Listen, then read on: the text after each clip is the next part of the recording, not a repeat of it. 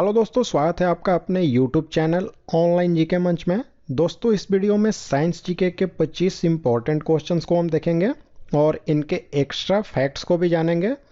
और वीडियो के लास्ट में 5 क्वेश्चंस हम आपसे इस वीडियो से रिलेटेड पूछेंगे, जिसका आंसर आपको कमेंट बॉक्स में देना है। तो चलिए शुरू करते हैं। पहला सवाल है, विटामिन डी में निम्नलिखित में से क्या पाया जाता है? तो विटामिन डी में कैल्सीफेरॉल पाया जाता है। यह जो कैल्सीफेरॉल है यह विटामिन डी का रासायनिक नाम होता है। अब यहाँ पर बाकी ऑप्शंस को भी देख लेते हैं। तो एस्कॉर्बिक अम्ल जो है वह विटामिन सी का रासायनिक नाम होता है, ठीक है। और रेटिनॉल जो है यह विटामिन ए का रासायनिक नाम होता है। तो ये तीनों आपको ध्यान रखने हैं। चलिए नेक्स्ट क्वेश्चन देख लेते हैं। ठोस कपूर से कपूर वाष्प बनने की प्रक्रिया को क्या कहते हैं? तो कोई भी चीज़ जब ठोस से सीधे वाष्प में बदल जाती है तो इस प्रक्रिया को कहा जाता है ऊर्ध्वपातन यानी कि सब्लिमेशन। तो यहाँ पर सब्लिमेशन यानी ऊर्ध्वपातन इसका राइट आंसर होगा। चलिए नेक्स्ट क्वेश्चन है, सर सीवी रमन को भौतिकी का नोबेल पुरस्कार कब मिला था? तो सीवी रमन जो है इन्होंने रमन प्रभाव की खोज की थी। इसके लिए इन्हें 1930 में भौतिकी का नोबेल पुरस्कार मिला था।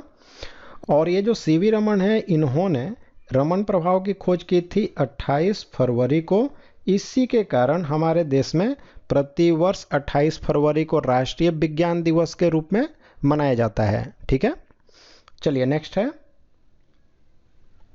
प्रकाश वोल्टीय सेल क्या होते हैं?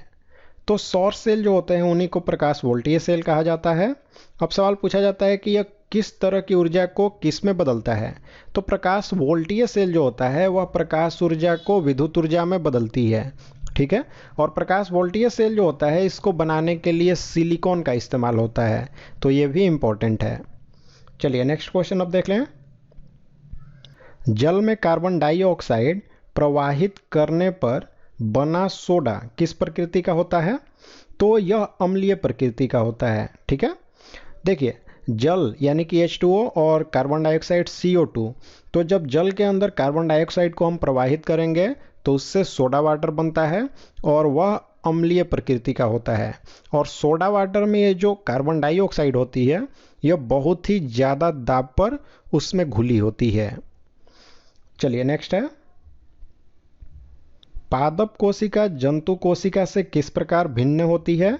तो पादप कोशिका जो होती है उसमें कोशिका भित्ति पाई जाती है यानी कि सेल वॉल उसके अंदर पाया जाता है, जो कि जंतु कोशिका में नहीं होती है। और यह जो पादप कोशिका में कोशिका भित्ति पाई जाती है, अगर पूछा जाए कि यह किस चीज़ से बनी होती है तो यह सेल्यूलोज की बनी होती है, ठीक है। चलिए अब नेक्स्ट है, प्रकाश ऊर्जा का रासायनिक ऊर्जा में रूपांतरण होता है। तो प्रकाश संश्लेषण की जो क्रिया होती है जिसके द्वारा पौधे जो हैं अपना भोजन बनाते हैं, इसी में प्रकाश ऊर्जा जो है वह रासायनिक ऊर्जा में बदल जाती है। नेक्स्ट है, मलेरिया से प्रभावित होने वाला अंग कौन सा है? तो हमारे शरीर की जो प्लीहा होती है या जो प्लीहा है इसे तिल्ली भी कहते हैं, स्प्लीन भी कहते हैं। तो ये तीनों नाम याद रखने हैं। यह प्लीहा, स्प्लीन और तिल्ली ये एक ही चीज़ के नाम हैं। यही हमारे शरीर का वह अंग है जो कि मलेरिया बीमारी में प्रभावित होता है। और ये जो मलेरिया बीमारी है यह एक तरह के प्रोटोजोआ से होती है जिसका नाम है प्लाज्मोडियम। और यह जो प्रोटोजोआ होता है प्लाज्मोडियम, अगर इसका वाहक पूछा जाए कि कौन होता है यानी किसके द्वारा फैलती है तो मादा एनाफ्लीज मच्छर जो होती है उसी के द्वारा यह मलेरिया बीमारी फैलती है। और इसमें हमारा जो प्लीहा होता है इसका आकार बढ़ जाता है। चलिए नेक्स्ट है, जर्मन सिल्वर में चांदी का प्रतिशत कितना होता है? तो ये जो जर्मन सिल्वर होता है यह एक तरह का मिश्र धातु होता है। इसमें 50% जो है वह तांबा होती है, जस्ता जो है वह 35% होती है और निकेल जो है वह 15% होती है, यानी कि इसमें चांदी नहीं होती है। तो चांदी का प्रतिशत यहाँ पर 0 होगा, ठीक है। नेक्स्ट है दोस्तों, एंडोस्कोप किस सिद्धांत पर कार्य करता है? तो देखिए, एंडोस्कोप एक तरह का परीक्षण होता है जिसका उपयोग डॉक्टर्स करते हैं। मरीज के पेट के अंदर का जो परीक्षण होता है उसके लिए। और ये जो एंडोस्कोप होता है यह प्रकाश के पूर्ण आंतरिक परावर्तन पर काम करती है। तो ऑप्शन बी राइट आंसर होगा। और प्रकाश का ये जो पूर्ण आंतरिक परावर्तन है इसी के तकनीक पर यह जो फाइबर ऑप्टिक्स है यह भी काम करती है। चलिए नेक्स्ट है, निम्नलिखित इकाइयों में से कौन सी सही सुमेलित नहीं है? तो राइट आंसर है ऑप्शन सी, दाब और डाइन। दाब का जो एसआई यूनिट होता है वह पास्कल होता है और डाइन जो होता है वह सीजीएस पद्धति में मात्रक होता है। और बाकी के जो दिए हुए हैं कार्य जूल, यानी कार्य का एसआई यूनिट जूल होता है, द्रव्यमान का एसआई यूनिट किलोग्राम होता है और बल का एसआई यूनिट होता है न्यूटन। लेकिन दाब का जो एसआई यूनिट है वह होता है पास्कल, न कि डाइन होता है। चलिए नेक्स्ट है, हाइड्रोफोबिया किसके द्वारा होता है? तो यह एक तरह के वायरस से होती है यानी विषाणु से। और ये जो हाइड्रोफोबिया है इसका पुराना नाम भी पूछा जाता है तो वह रेबीज है, ठीक है। और यह जो हाइड्रोफोबिया बीमारी है इसमें हमारे शरीर का जो केंद्रीय नाड़ी तंत्र होता है वही प्रभावित होता है। चलिए नेक्स्ट देखते हैं, आयोडीन प्राप्त होता है। तो आयोडीन जो होता है एक तरह के शैवाल से प्राप्त होता है और वह जो शैवाल है उसका नाम है लैमिनेरिया। तो ऑप्शन डी राइट आंसर है।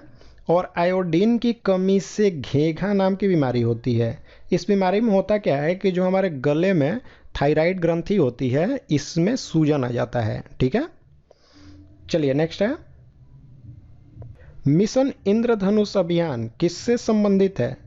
तो इंद्रधनुष अभियान जो है यह बच्चों के टीकाकरण से संबंधित है। तो ऑप्शन ए राइट आंसर है। नेक्स्ट है, रेशम कीट पालन को क्या कहते हैं? तो इसको कहा जाता है सेरीकल्चर। हॉर्टिकल्चर जो होता है इसमें फूल और फल देने वाले जो पौधे होते हैं इनका अध्ययन किया जाता है। एपीकल्चर जो है इसमें मधुमक्खी पालन का अध्ययन होता है। और फ्लोरिकल्चर जो है इसमें सजावटी फूलों का अध्ययन होता है। तो ये चारों मोस्ट इम्पॉर्टेंट है और इन चारों को ध्यान रखना आपको। चलिए नेक्स्ट है, प्रयोगशाला में संश्लेषित किया जाने वाला पहला यौगिक कौन था? तो पहला यौगिक था यूरिया, जिसे कि प्रयोगशाला में सबसे पहले बनाया गया। नेक्स्ट है, तारों और सूर्य की ऊर्जा का स्रोत क्या है? तो नाभिकीय संलयन जो है तारा और जो सूर्य हैं इनके ऊर्जा का स्रोत है।